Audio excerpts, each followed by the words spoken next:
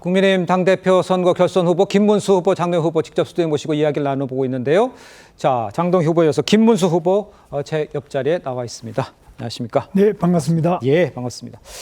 자, 먼저 김문수 후보에게는 이거 여쭤볼게요. 아까 장동혁 후보한테도 비슷한 얘기를 했습니다만, 네. 김문수 후보가 얘기하시는 것은 용광로처럼 다 안고 포용해야 된다 이렇게 얘기를 했단 말씀이죠. 저희가 다 알고 있습니다. 그런데 이게 과연 다 포용한다고 될 수 있는 문제냐? 용광로에 넣는다고 다 하나로 될 수 있느냐? 이렇게 지적하면 뭐라고 답하시겠습니까? 그건 리더십의 차이인데요. 네. 김문수 리더십은 서로 다른 부분을 다 하나로 단결케 하고 예. 또 다른 부분이 하나로 돼서 더 높은 수준의 힘을 만들어내는 그런 단결, 투쟁, 승리, 네. 이 리더십이다. 이렇게 말씀드리고 싶습니다. 예. 그러니까 그런 리더십은 이제 어떻게 하겠다라는 건 알겠는데 그게 현실적으로 가능한 일인가? 왜냐하면 글쎄요, 이제 여러 개 알아야 될 문제지 않습니까? 근데 생각들이 다 다른 것 같아요. 그런데 가능할까요? 그것이 가능한 것이 김문수 리더십이다. 예. 예를 들면은 장동혁 후보가 못한다고 하는 것인데 네. 김문수는 할 수 있다. 이재명 대통령이 못한다는 것인데 김문수는 할 수 있다. 이것이 바로 김문수 리더십인데 어떻게 가능하냐. 네. 그것은 많은 역경을 거치면서 제 자신이 좌우 그리고 각종 학생운동, 노동운동, 각종 운동권에서부터 시작해서 네. 또 국회의원부터 도지사, 장관 온갖 부분을 겪어보고 네. 그런 어떤 풍부한 인생의 경험과 역사적인 통찰 속에서 예. 이런 용광로 리더십이 나올 수 있다고 저는 봅니다. 우리나라는 반드시 이 통합하지 않으면 예. 앞으로 국가도 미래가 없습니다. 알겠습니다. 그런데 이제 안철수 후보는 직접 만나셨고 그다음에 조경태 후보와는 또 전화 통화도 하셨지 않습니까? 어떤 이야기를 나눴고 또 그분들은 어떤 반응을 보이시던가요?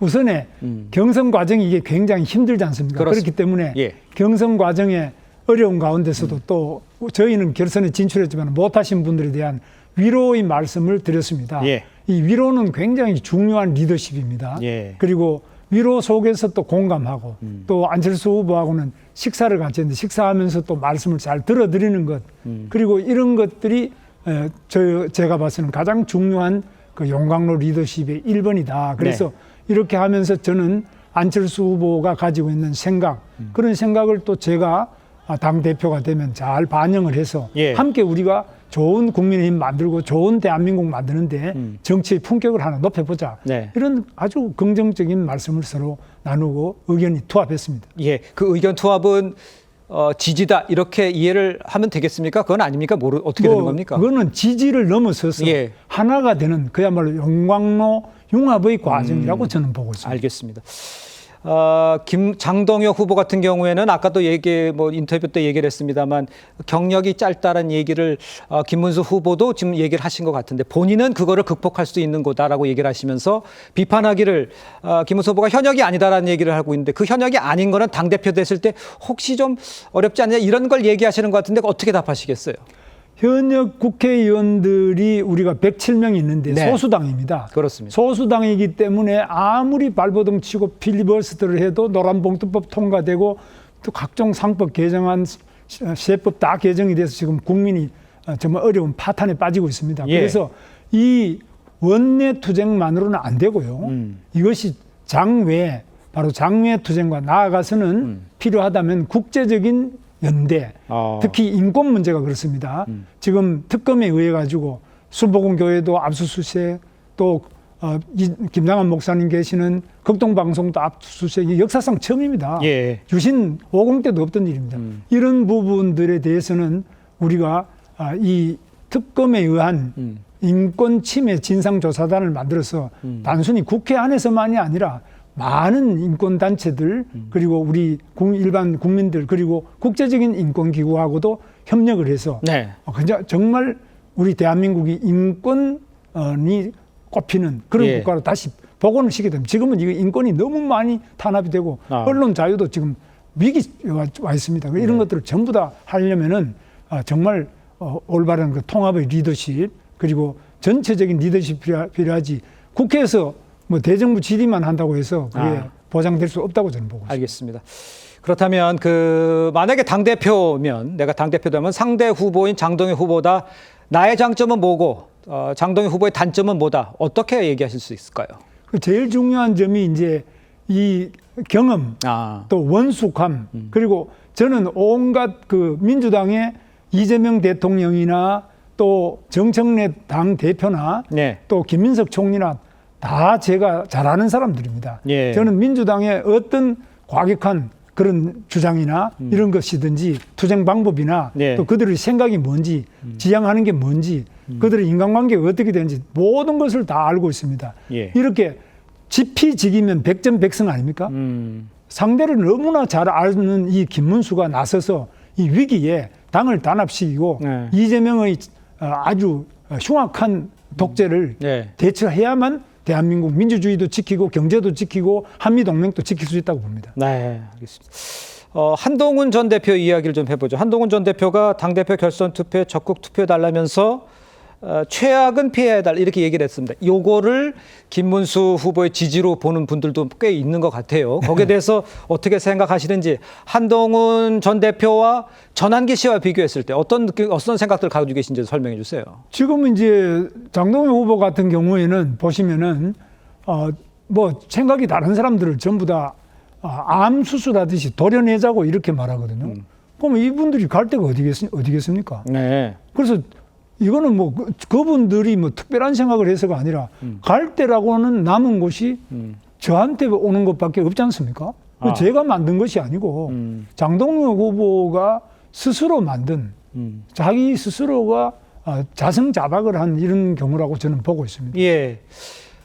그러면 한동훈 대표와 전환길 씨를 놓고 봤을 때 누굴 공천 주면 한동훈 전 대표라고 얘기를 하셨던 것 같은데 그러면 한동훈 대표의 역할은 만약에 당 대표가 되시면 어떤 역할이 되는 겁니까? 한동훈 전 대표만 공천 대상이 아니고 전환길 선생도 상당한 일타 강사 뭐 인기도 있고 좋지 않습니까? 그래서 예. 이런 분들도 또 용도가 있습니다. 내년 지방선거에는 4,100명 이상을 우리가 공천해야 됩니다. 공직에. 예. 그러면 쓸 데가 너무너무 많아. 그러다가 국회의원 보궐선거도 있어요.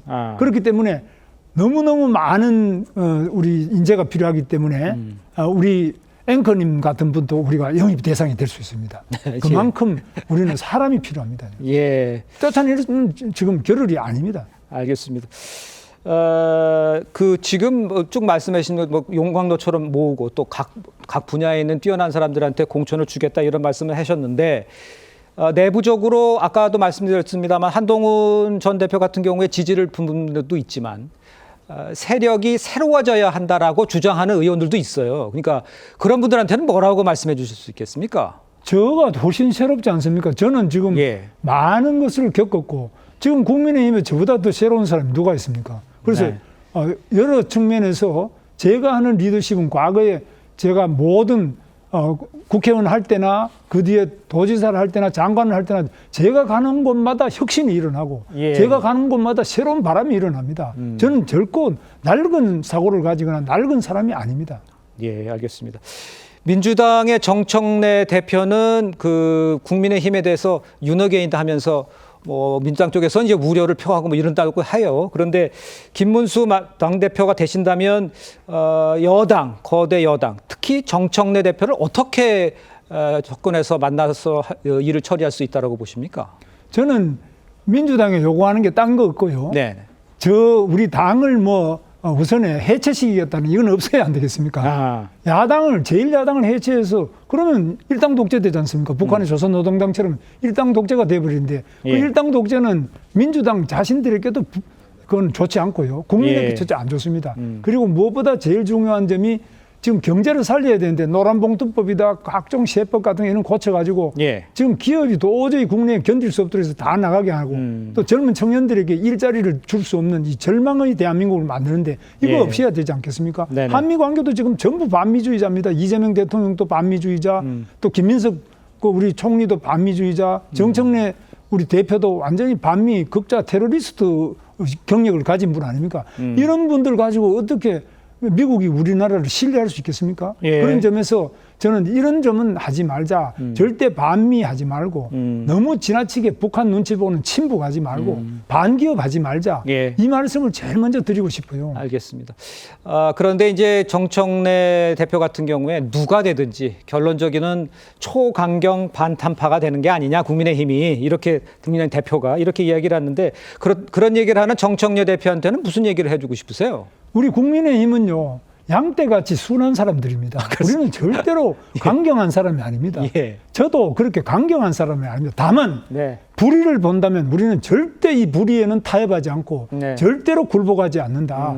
그래서 우리는 목숨 걸고 불의와는 맞서 싸운다. 나라를 위한 애국과 국민을 예. 위한 이런 정신을 가지고 싸우는 것이지. 뭐 우리가 뭐 원래 사나운 사람이 아닙니다. 사나운 거는 오히려 늑대 같은 사람들은 더불어민주당 아닙니까? 그래서 우리는 절대 과격한 사람도 아닙니다. 알겠습니다. 과격한 사람이 아니라고 말씀해 주셨는데 만약에 당대표가 되시면 첫 번째 과제는 뭐라고 생각하십니까? 저는 무엇보다도 당내 단합하고 가장 네. 중요한 것은 무슨 내년 지방선거에 이기는 것입니다. 지방선거가 지금 10개월밖에 안 남았는데요. 예. 더불어민주당은 이미 지방선거 기획단이나 다 해가지고 한참 앞으로 나가고 있습니다. 우리 지금 늦었습니다. 그래서 네네. 지방선거에 승리하기 위한 구체적인 방안을 지금 내놓고 네. 또 인재도 영입하고 지금 있는 분들에 대한 평가도 하고 할 일이 너무너무 많은데 4,100명의 우리 공천을 하고 또 인재를 국민 앞에 내보내야 되는데 이거 얼마나 급한 일입니까? 그래서 지금 시간이 10개월도 안 남았습니다. 알겠습니다. 자, 이제 마지막으로 이제 공통적으로 질문 여쭤봐야 될 것 같은데 이제 국민도 있고요, 당원도 있습니다. 마지막 할 말씀 해주시기 바랍니다. 국민 여러분, 정말 이재명 정권이 집권하고 석 달도 안 됐는데 네. 나라가 완전히 무너져 버렸습니다. 지금 입법, 행정, 사법이 다 지금 엉망진창이 돼 있고요. 또 지금 언론, 방송법을 통해 가지고 방송의 자유, 언론의 기본 자유가 무너지고 있습니다. 네. 민주노총 또 노총 이런 것들 해가지고 이 노동부도 지금 장관 또 민주노총 위원장 시켜가지고 지금 보십시오. 노란봉투법이다. 중대재해처벌법이다. 지금 뭐 사고 나면 다 문 닫게 한다는데 네. 그 문 다 닫으면 그럼 우리나라 젊은 사람들은 어디 가서 취업을 합니까? 네. 이런 완전히 무너지는 이 대한민국을 살릴 수 있는 것은 국민의힘밖에 없습니다. 국민의힘까지 해체하면은 이 나라는 암흑천지가 되는데 저는 국민의힘의 500만 당원 명부를 압수수색하러 온 특검에 맞서서 지금 11박 12일째 예. 농성을 하다가 이곳에 왔습니다. 절대 우리는 물러설 수 없습니다. 반드시 대한민국 자유와 민주주의 그리고 대한민국을 지켜내겠습니다. 알겠습니다.